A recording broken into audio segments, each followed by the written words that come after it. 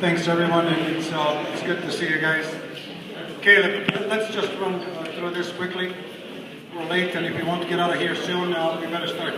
I'm using some new technologies here, so hopefully it'll work right at the bat. But before we even start, other than Farhan, is anybody else here going to the Nationals? I just want to recognize people because... all right, Farhan.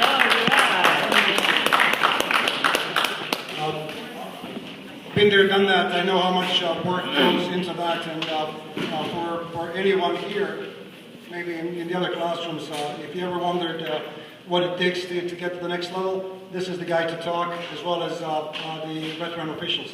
The good thing is I'm presenting tonight. The bad thing is John told me, like, Oggie, you're close to retirement, so you need to start presenting stuff so we can share that knowledge.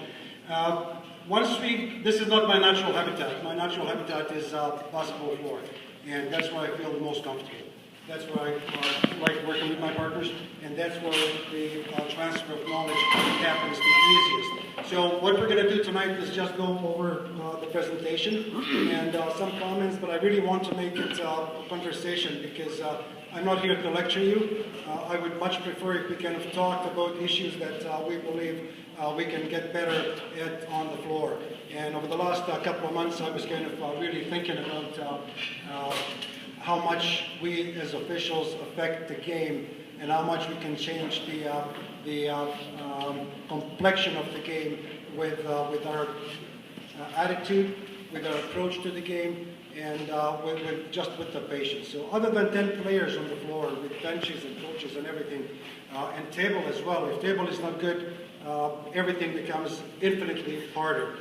But other than the players on the court, the thing that can throw the game off balance before you know it in a hurry from 0 to 60 in 2 seconds are coaches.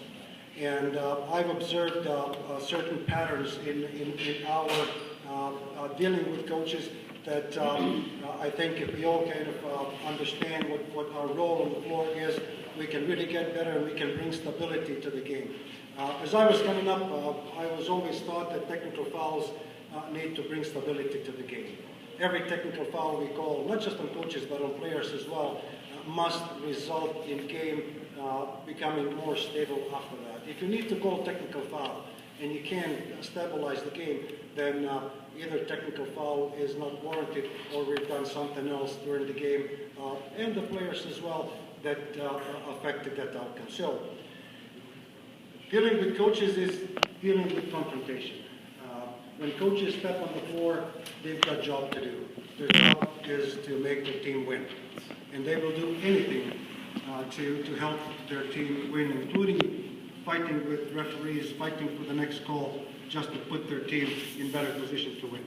Sometimes they need to do certain things and maybe even want us to call technical foul to so-called rally the troops. How we approach those is what's going to make us or break us in that game. So, let's see if this works. It looks like it doesn't. So I'm going to go here. All right. And I'm going to change my view to current and notes. So my apologies, this is the first time I'm using this, and but we're not losing anything. So question to you, there's 3 components of our communication with each other, with coaches, with anybody else. That's body, that's tone of your voice, our voice, and the content. I was under the impression that tone of the voice and content are pretty important. I was wrong. Before you even get to the coach, he knows what he's going to get from you. If your posture, your demeanor, your aggressive stance is displayed before you come to him, it's going to make him even more defensive, and we're going to have a lot of work on our hands to de-escalate the situation and proceed the game in the least confrontational way. So this graph here is pretty kind of indicative of what we really need to do. Is there anybody in this room who's never called technical foul on the coach, other than Lloyd? Lloyd goes straight down. You'll get there quickly. that's one of the most stressful situations in the game. And there's a reason why we always get together after technical foul so that we don't screw up the continuation of the game. So the other two officials will always help the calling official with what the next step is, because the calling official in most cases will be too excited and we can or may miss the next step. So one of the advices in these situations, after every technical foul, get together for 5-10 seconds and make sure that the non-calling official deliver the information to the calling official on how we're going to proceed with the game. Before we even call technical foul, let's remember this. The way we approach the coach, the way we talk to the coach is going to make us or break us. So I always thought that coaches are partners in the game. Never try to kind of put it them versus us, even though coaches sometimes present it that way. It took me quite a few years to kind of put my ego aside, and when I approach the coaches, it doesn't matter what they say, it doesn't change how I feel. We've got to approach the coach completely relaxed, with relaxed body demeanor, with our hands either down the body, or if you prefer, sometimes I just hold my hands together before we start talking to the coach. Once we start talking to the coach, if we cross our arms across the chest, it's a defensive motion, and usually it's almost borderline hostile. Coaches will feel that we're not open to them and will become defensive. So consider that. These are little things that affect the conversation in a huge way. Drop your arms, be relaxed, and speak calmly, because the louder they are, the softer our voice should be, and it'll do wonders for us. Let's move on with our slides.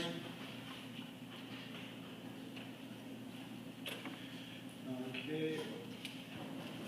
The game starts when we step on the floor, and I can assure you, coaches will watch the very minute we get out of the locker room, and they will follow us.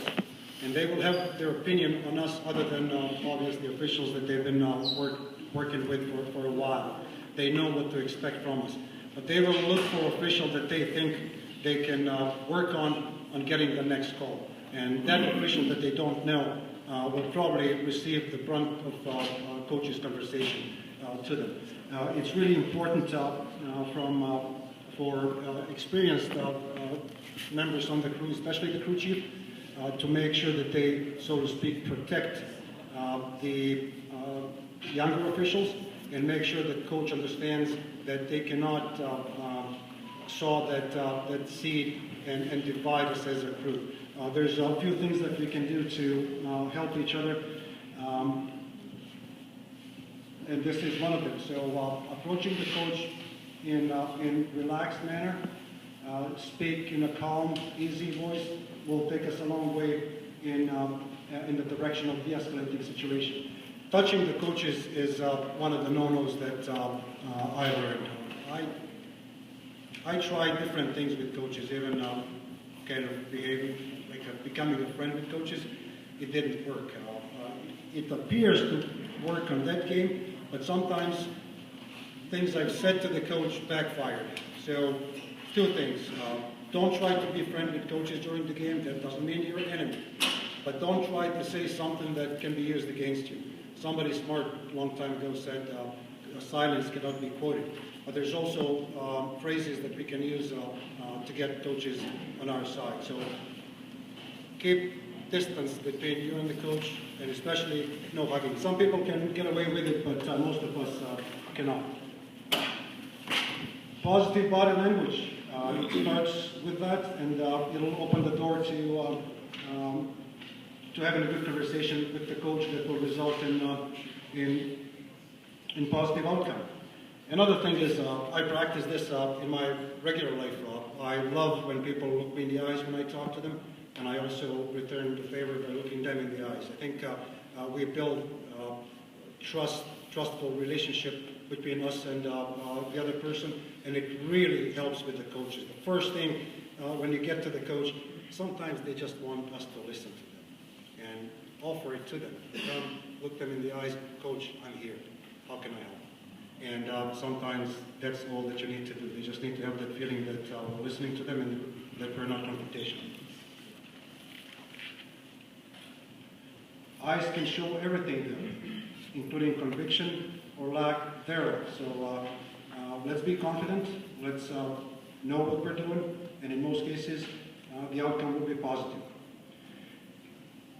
Here is something that really helped me going from stage to stage.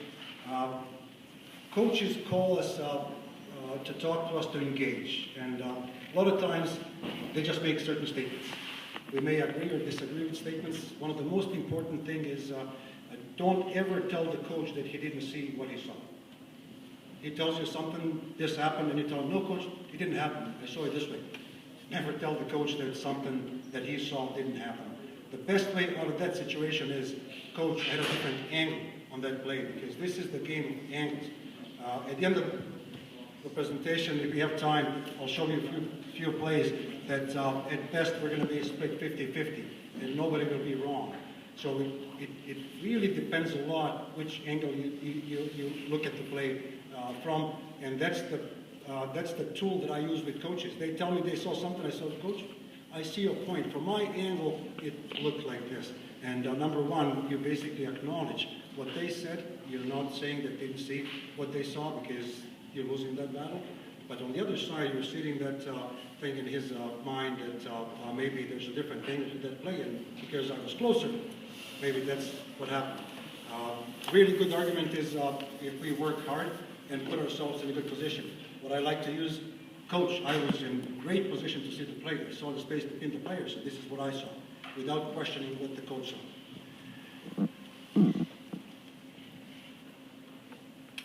When coaches start making statements, we have to quickly turn to suggest that we really should discuss the questions they have. I let them vent for a few seconds, but then if they're just making statements, they just want to be heard, coach, those are statements. Do you have any questions for me? I'm here, I can help. 8 out of 10 times, they don't have any questions. And we're done. I just listen to them, it diffuses the situation, and we move on. But if they do have questions, then let's encourage them to present those questions and then answer them in most concise way. I had a nice trick. I picked 2 or 3 different rules, actually, that in my experience, coaches ask the most often. So I would quote him, coach, rule 33.6. Player is entitled to land on the spot if it's unoccupied by a defensive player. You go, holy crap, this guy knows his stuff. So try that, it really does work.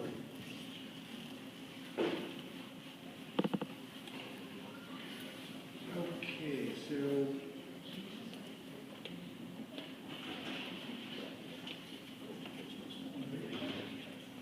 one of the things once we approach the coaches is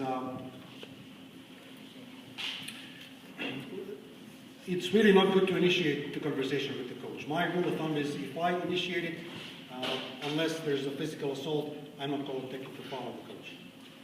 So if I, for whatever reason, go to the coach to discuss something, I felt the need that the game is at the level where we need to address coach's behavior, 9 out of 10 times that's not going to result in technical foul. This rule, to me, doesn't apply when we respond to coach's request to talk.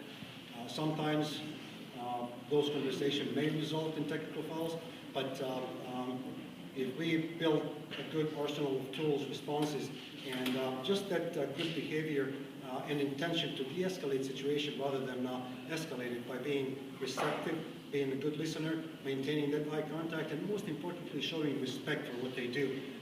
In most cases, we're not going to end up with the toughest goal, and that's technical foul. It's so easy to bait excited coach into technical foul. It's easy technical foul that we need to call, but it doesn't build that relationship of fairness with that coach. All they need to really know is that we're working on butts to provide a fair chance for each team to win. That's all they really need to know from us.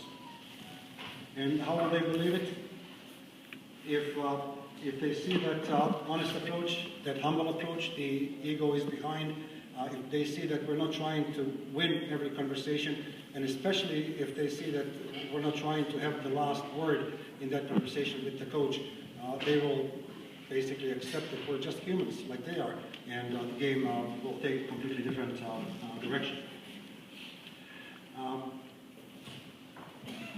Tools that we can use to kind of calm down the coach, and when they start yelling, I like to say, and sometimes I play my immigrant card to kind of diffuse it, and coach, I'm having difficulties following you. English is my second language. Can you slow down and let me know, is this what you're saying? Am I understanding you correctly? And when I kind of catch them with those questions, they don't know where to go. And then they just cool down and tell me exactly what their concern is. At that point, really, they just want me to listen to them. And all I say is, Coach, I'll watch it.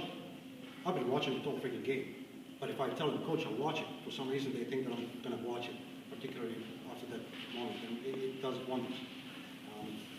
Just that little human touch, it does really wonders. Another statement that I like to use is, if you can't settle down, I really can't understand you. When you settle down, we'll have this discussion. The harshest thing that I can say is that, you know what, I'm going to be back when we can have the tough conversation.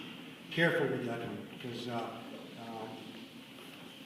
I use it with coaches that I've been around for a long time, and I think that they know me by now, where I really work my butt off for them, and it does help. And honestly, to get to that point, it took me like some 25 years, out of which probably 16 or 17 on the OVA panel. Night in and night out, soaking wet shirt and no ego. I made fair share of mistakes, like we all did, in trying to find the best way to deal with them. But honestly, in my opinion, the thing that they appreciate the most is just be a human, be honest. Don't try to defend some calls that you can't defend, and just tell them, we make mistakes as well. One night, and this was received with mixed emotions on the crew. Excuse me, I was in Kingston, and it really was not a good night. 3 top officials, I call it the nuclear crew. And we had a situation where we had common foul and technical foul, and we said, we agreed in the locker room, if there's a technical foul, we're going to get together, just for this reason, so that we know what the next step is. So the official who called technical foul administered the free throws and stuff, and we screwed up. We administered them in reverse order. And the coach saw it, and I felt embarrassed. I went to the coach and I just said this, Coach, we have good nights and we have bad nights. Tonight is our bad night. I'm sorry for that. And the coach looked at me. He was shocked. He didn't know what to say. But we didn't have a problem with that coach until the end of the game. Eventually they won, but I think just that human approach and just admit your mistake rather than try to defend something that's indefensible will take us a long way. That's the report that I was talking about that you build with coaches before the game, and I do it even at high school games, not just college or OUA or SBA. Go to the coach, offer that firm handshake, and introduce yourself. Tell him your name, ask him for his name, and you wouldn't believe how easy things become after that. There will still be contentious situations, but never forget, their job is to win. Our job is to offer equal opportunity to each team to win. And that's where we clash, but that's where our job is really important, to have that good rapport, not just with coaches, but with players. We're talking about coaches now. So let's move on with these slides. This is a good one, actually. So this is the real world situation. We have some contentious call. Coach comes running on the floor. A lot of people will apply the rule right away, bang, technical foul. My take on every situation is first attempt to de-escalate. First, let the coaches hit that top. Allow them a couple of seconds to come down. If they linger at the top for a few more seconds, we know what to do. But if they come down, now it's the opportunity. So instead of banging the coach with technical foul once he runs on the floor, which we completely can by rules, go to the coach, deal with the behavior first. So what's wrong here? Coach is on the floor. Let's walk him back to the bench. Okay? Coach is on the floor with his arms up. Not just coach, players as well. Sometimes they, oh, I was vertical, or what the hell are you talking about and stuff. Please drop your arms and we can talk. Deal with the behavior, remove that drama from the conversation, and then deal with the issue that got him so excited. Another tip with the players as well. You call the foul, player is sure that he didn't commit that foul, right? And I truly believe that players don't lie. At least 99% of them. They really believe they didn't foul. They're out of their minds. They're starting to act, and you know that it's going to escalate, and you may have to use your tools. What I do is I report my foul, and hey, come over here. You have 2 free throws to explain to me what's your problem, and I will explain to you why I called it. You would be surprised the reaction in players' faces when you do that. Call them as you're administering the free throws. Talk to them. If they start showing, you know, that follow, drop your arms, please, and talk to me. I'm here to listen to you. Within 10 seconds, problem solved, and you have a partner now in that guy. He's not going to look at you to try to stick it to you next time or do something to insult you. Now we're working with that player. That's the way to get the players on your side. One of the easiest technical fouls on a player is a player who thinks that you should have called the foul, and you give him that skunk eye. He's one guy on the floor, and you're just baiting him into giving him technical foul, right? Think about this. You have 9 other players on the floor, 2 coaches, 2 partners. Do something with them. Forget about this guy. Clock is ticking. In 5 seconds, he'll forget about it. And we have a game where we didn't have to interrupt it.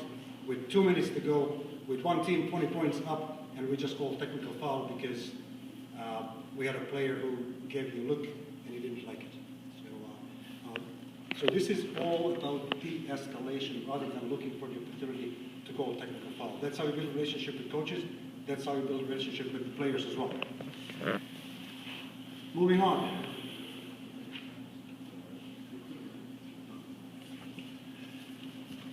We see it every day. I had a college game a few weeks ago, and before my partner even got to the coach, I knew that we were going to see technical foul pretty quickly. It took about 3 seconds. The partner said, "Coach, enough, and now sit down." That was it. You can guess that the coach didn't sit down because why? He doesn't have to. And we just ordered him something that he doesn't have to do. Like, it's not our position to tell coach to do something that's not prescribed by rule. And by rule, coaches can stand up. Had we approached the coach with the intention to de-escalate, say, "Coach, I'm here. What is the issue? Let me help you with that while we're administering free throws and stuff." Obviously, coach fouled, it wasn't a foul and stuff. And for intents purposes, he could have been right. A lot of times coaches are right, and we have to have that courage to recognize when coaches are right and give them a little bit of leeway there and really work hard on the escalating situation. So using behavior that's ordering, directing, commanding, yelling, it's like adding fuel to the fire. It's not going to help.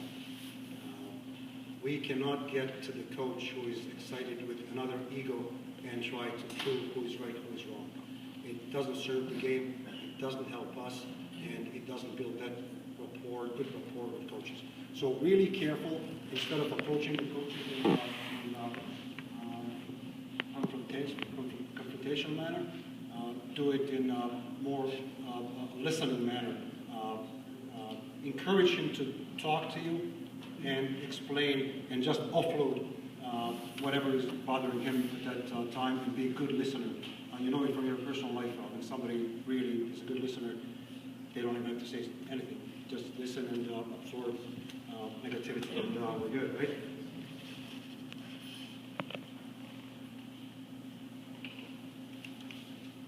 Another example is shut up. I won't even mention that because I really trust that nobody here can tell the coach to shut up. That's just another thing is you go to the coach and, "Coach, if you do it one more time, you're going to tee you up. What's going to happen next?" is going to do just that, or she. And now, if we tee them, it's bad. If we don't tee them, it's worse. So never challenge the coach with that approach. What I like to use is coach, help me out. And my good friend Saif, we had a great game at Nipissing, and we were in the situation, you don't mind, do you? Okay. Yeah. We had a really good conversation. Every moment is learning for me as well. Tonight I'm learning from you, saying nothing more than I'm learning from what I'm saying. But we were in a situation where Saif was running along the sideline, passing by the coach who already had multiple technical fouls called on him this season. So pretty explosive coach. And Saif basically, what was the exact wording, reminder, please? I don't want to put him on the spot, but I know we have a good relationship. And trying to think. I think something about "don't step in my way" or something. Basically, it was kind of commanding statement. Please don't step in my way because I could hit you. And coaches just don't respond. Even that's completely rational ask. Like, really, I can hit you if I run by you. But when you say don't do this or don't do that, their reaction, natural reaction, is to become defensive. So what I like to do, and we discussed it, and coach, help me out. Please, help me out. So I'm running this way, like I can hit you by accident, but then we're both in trouble. And it's amazing how well they receive, because first we're polite, we use please, help me out. Now it's a two-way relationship instead of just telling them what to do. They don't like to be told what to do. So simple thing that can make you or break you. So on the next possession, he goes, Oggie, why is he saying that? Like, what did I do with it? Coach, we talked about it. Don't worry about it. Everything is good. God, he didn't mention that until the end of the game.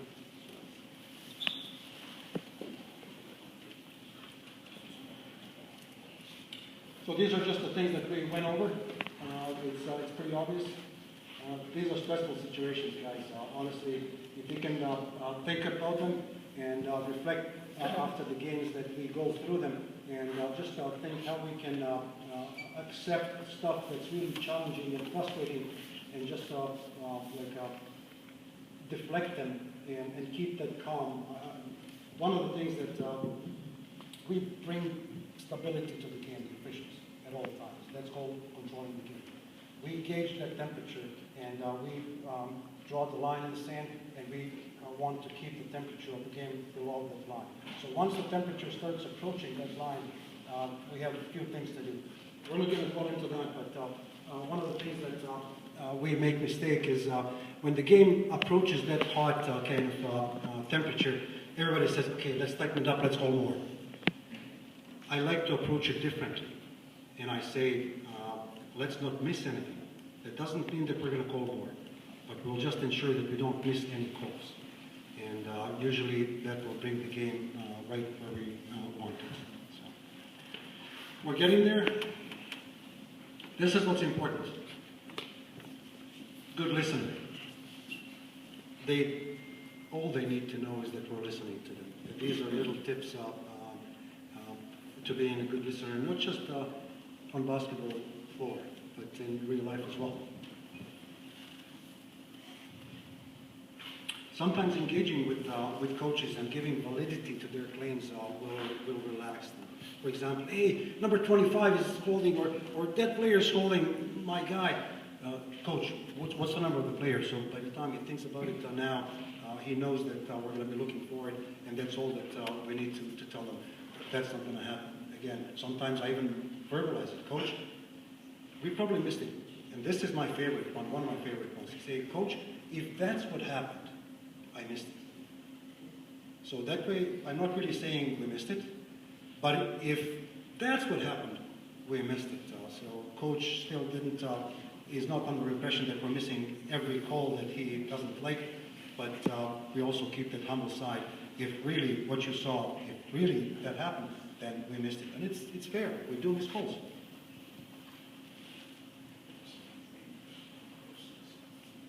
This is a good one now. So I think we talked about it. It just confirms sometimes before you even get to the coach, he knows what kind of response he's going to get from us.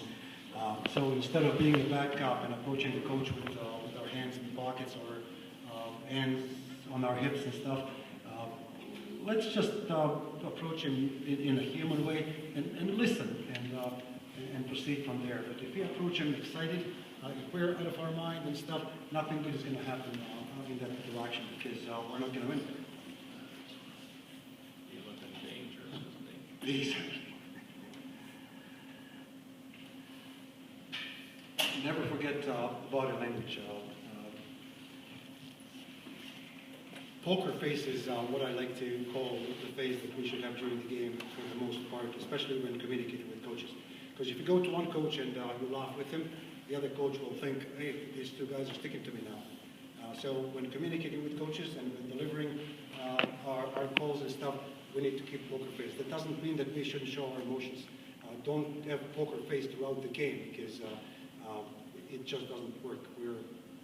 We're human and we need to show emotions.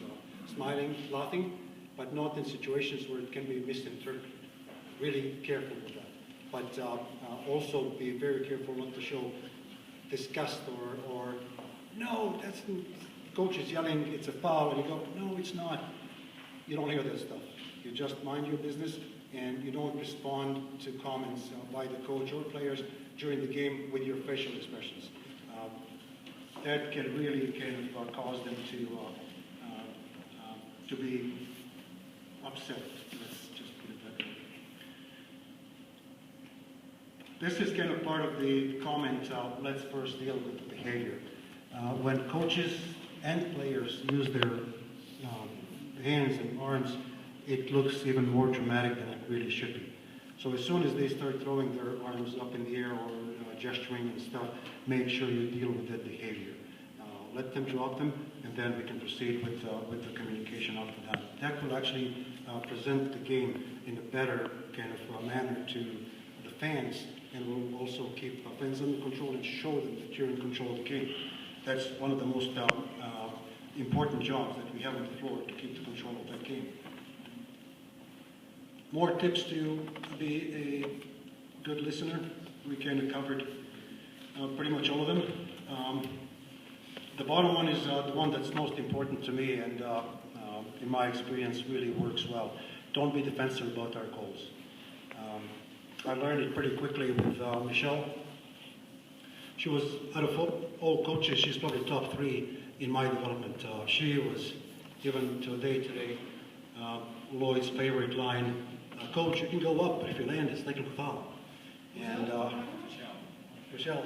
The coach gave me a bottle of wine, thanked me for our service on my last game. That's true too. The hardest coaches are also the biggest ladies and gentlemen, honest, and Lloyd knows it. But Lloyd is kind of in the space of his own. He's earned a lot of respect from a lot of coaches, players, wherever Lloyd shows up, people know him. And they're already relaxed when the game starts because they know they're going to get a fair shake or technical assistance.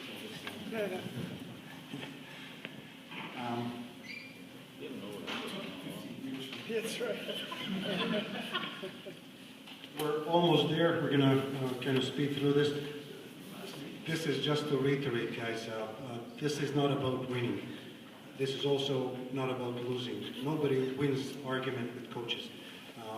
If we can approach that conversation with open mind, with intention to de-escalate, I think that some balance will be achieved where the coach feels that we addressed their issue and we feel that we didn't have to humiliate ourselves to calm the coach down, and that's what we're really looking for. It's not going to happen every time, and definitely you do not have to get in the last word.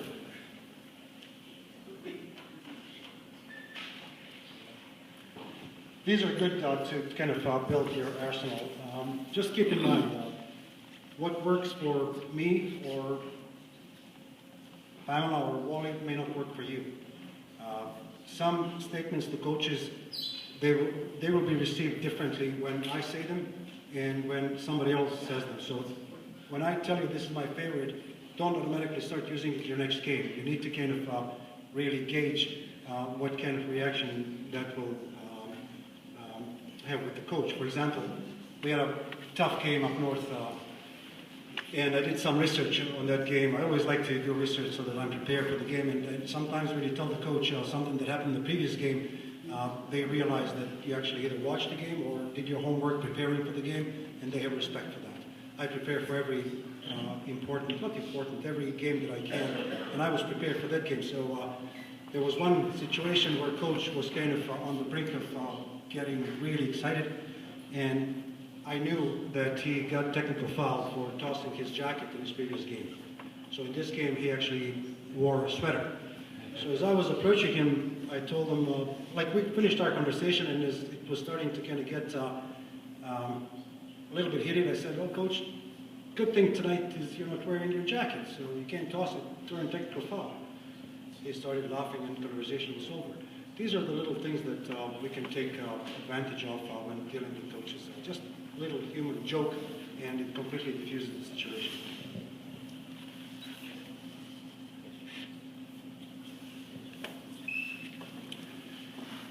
Tough situation is when you see the call that from your angle, your partner made it. From your angle, you're kind of 50-50.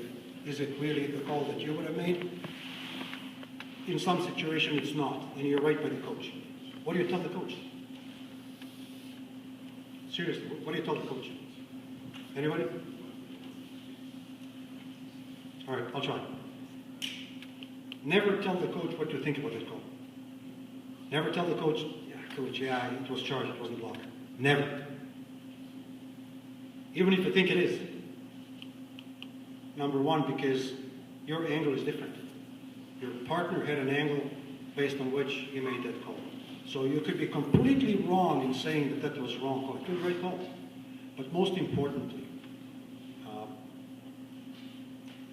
you have to protect the integrity of the crew. You are one team on the floor. And for me, that's the most important team. Then we have two teams, then we have two benches.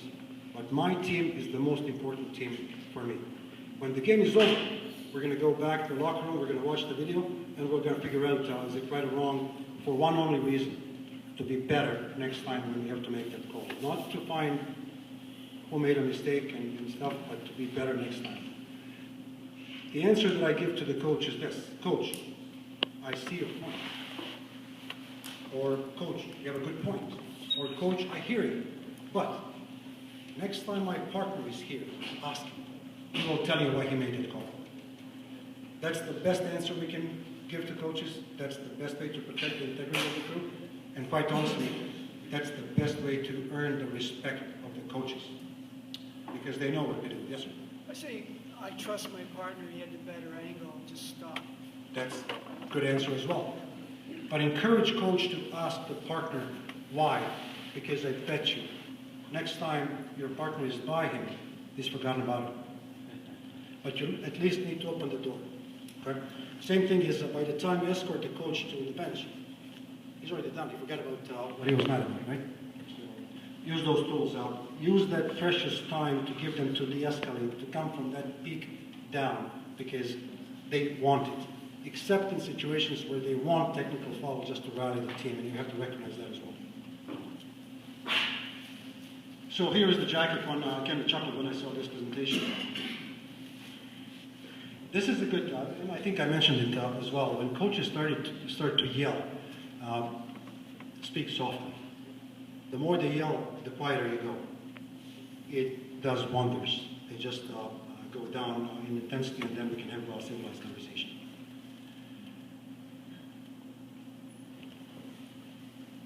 So, anybody care to complete this sentence?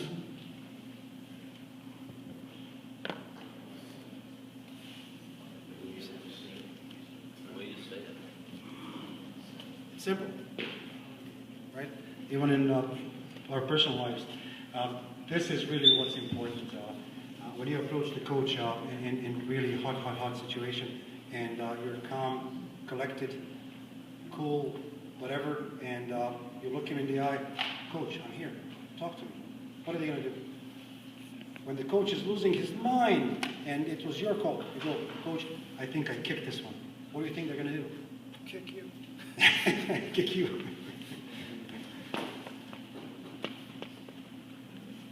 That's pretty much all I had. I really wanted to make this kind of conversation two ways and even look at some plays and stuff. Actually, you know what?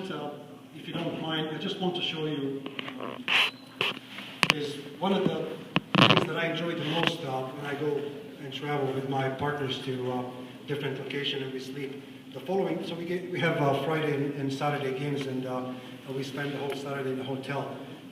We just watch clips and we argue to death. And then at the end of the day, we all learn something from it. There's no winners. There's so many calls. For example, I'll show you this one.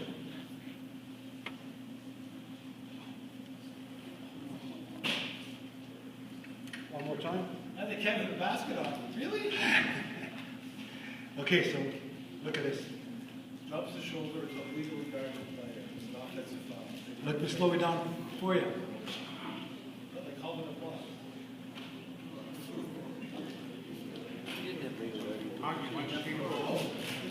So vote, who thinks this is offensive foul?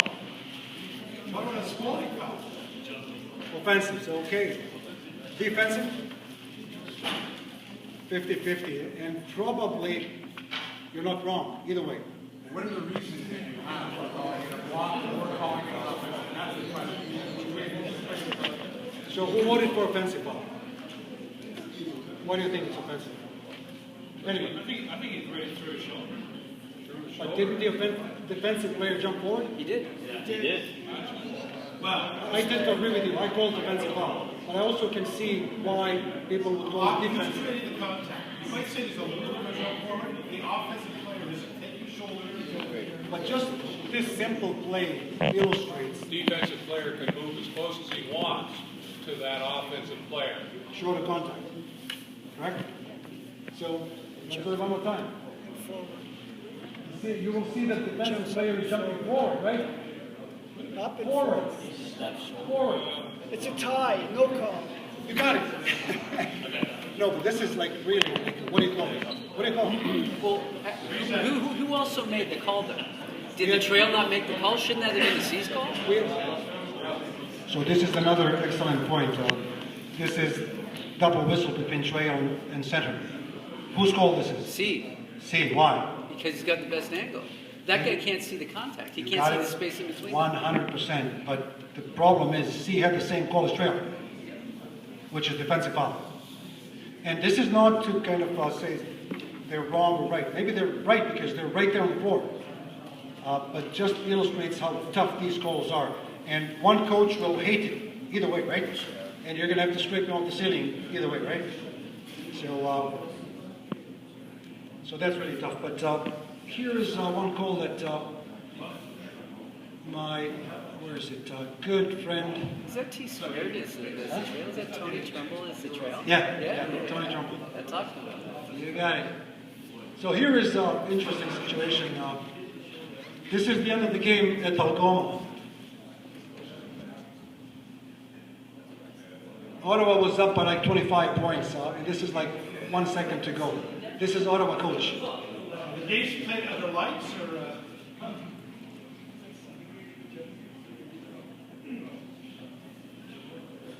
Is that Jones? Yes, Jones. I was there, Augie. I know. That game. I know. Steve Foxcroft would have your ass for that. So what's happening here? Way too long, but that's nothing. I stayed 40 minutes after the game. 40 minutes. Because James was shaking. He thought that it was a sporting foul on his player. His biggest... Pardon? If we handle it in the first quarter, we don't have to handle it in the fourth quarter. Was he like this all game long? No. But he took exception to this call because the game was over, like 30 points for Ottawa. And it was the play that I thought Algoma battled them till the last second. They didn't give up. And they played as hard as it gets. And I thought that the whole crew thought that the player who made the contact played hard defense, and he didn't go with the intention. And even the player just got up from the floor and walked away, right? But James took exception. He was shaking. So you see what happened here. Go back and play the game. Who keyed him up? I will. You should recognize it. That's Jones. Oh, we couldn't see the foul. It doesn't matter. But look at both players are up. There's nothing there. So Who got his hands on his hips? my partner gave James a lot of time to cool down, a lot of time. Still patient with him. Even starts the free throw thinking, okay, but then he escalates, technical foul. So one thing to learn from this though, guys, and gals, sorry, did the official even turn around to address at all? So would it have been better? Yes. To maybe turn around a little bit, maybe engage a little bit, and say, hey, please calm down? Because really, the body language is such that you're really not, you're listening, but you're not addressing. And really that's making him more and more mad because he's thinking you're not listening. So that's a real problem. Exactly, so that's one of the suggestions. Turn it over to him like, coach, we don't need technical foul. We understand, and just be kind of calming and stuff. There are officials like that. They don't like to engage with coaches. They will give them a lot of time, and I can't fault Tony for doing that. If it was me, and you can see, like I spent a lot of time with him. Like, what was my intention there? And look at my body language. I was trying to calm him down. When I showed stop sign, that's something that I really wanted to address in this clip. It was a little bit too high. When you show stop sign as a last resort, direct it down. Because exactly, it was a little bit too high. These little nuances in signals and behavior mean a lot. But the good thing was I was completely accepting and trying to be compassionate with him, and there was nothing he could do, again, short of physically assaulting me, so that I called a second technical foul and eject the coach with 1 second to go in a 30-point game, right? That doesn't make sense. So it was all about giving him space to calm down and so that we can proceed with the game. That's one. More. Oh, I have some other, actually.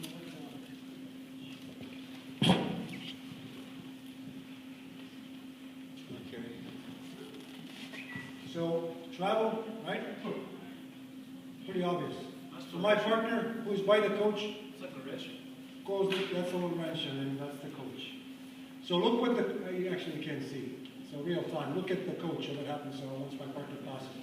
He claps vigorously in his face. Technical foul from the other side.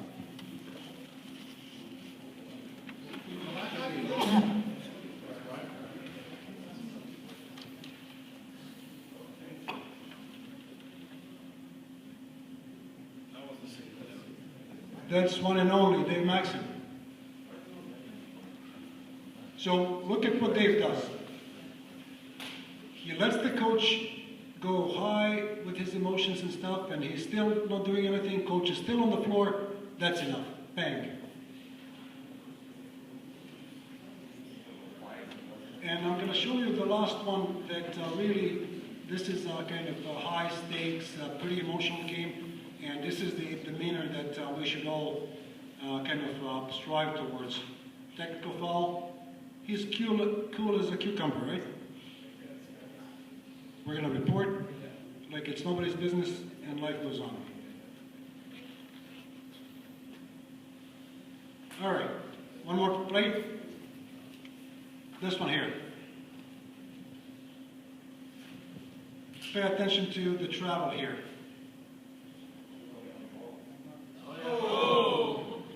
Oh, okay.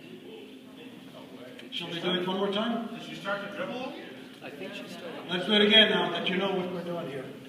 Pay attention to foul that was missed too. Foul. She goes down.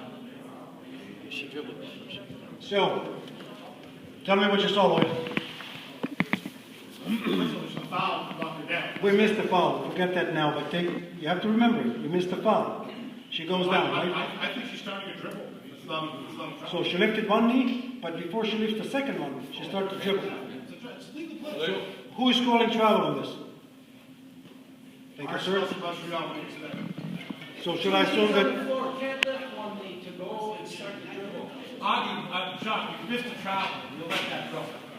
So we discussed this. That's what happened.